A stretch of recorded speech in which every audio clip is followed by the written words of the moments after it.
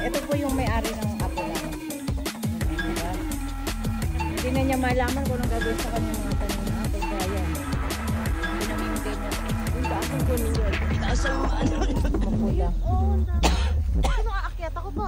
Pwede. Uy, iset mo mo.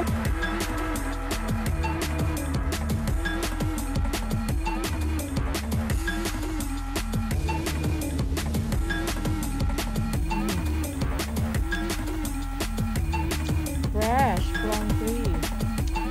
Ah, ang sarap. Diba? Mas masarap na lahat. Kunin na daw natin lahat.